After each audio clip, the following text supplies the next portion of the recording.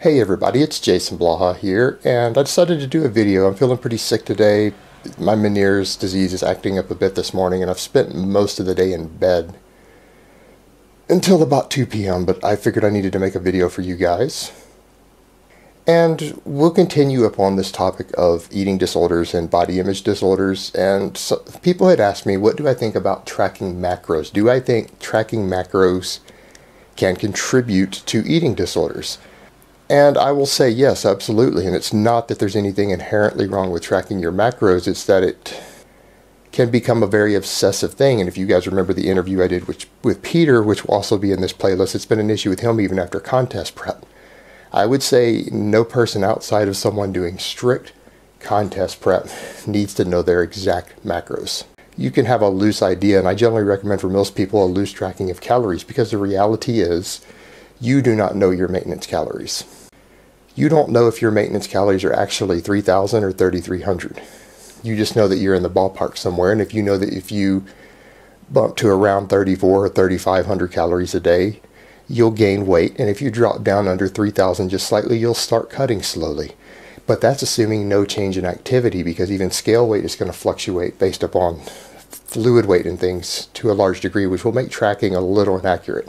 So you only know roughly what your caloric needs are, and you'll have to reassess that every time you start making changes to your activity level or your lifestyle. So it's good to have a rough idea of tracking calories so that you can have some control over if you're gaining or losing weight and about how much. That's always a good thing for athletes or even health purposes. But the obsession with tracking your macros down to the individual gram when it makes not one tiny bit of difference.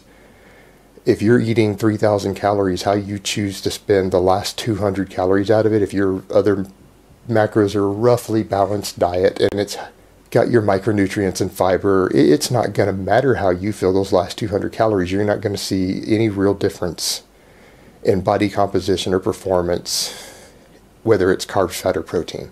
So people who are tracking this stuff down to the gram, it's just absurd. Just track calories, have a loose idea, make sure that you're getting what your basic fat and protein needs, and just track calories. And those don't even need to be perfect. They just need to be close enough. Because the reality is, when we start getting into this obsessive tracking, and we throw that into a community like the fitness community that is already chock full of people with body image disorders, because people who have body image disorders, even mild ones, are going to gravitate towards this area.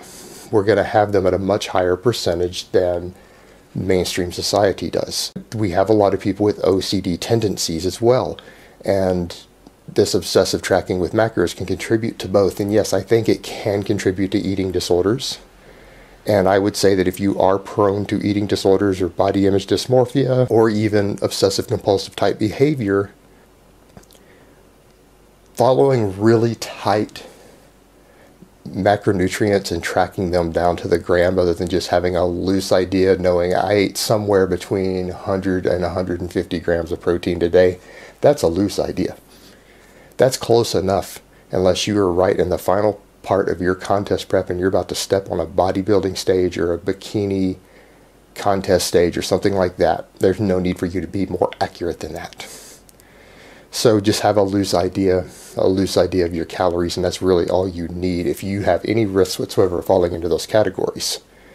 Because it's something we are seeing over and over right now coming out with the eating disorders, is people who are developing these eating disorders fixating and obsessing over their specific macros, to the point to where I'm seeing different types of eating disorders develop out of them.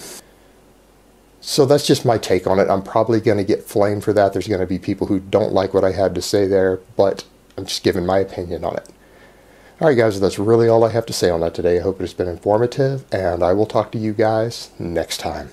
But let me give you guys a bicep shot before I go.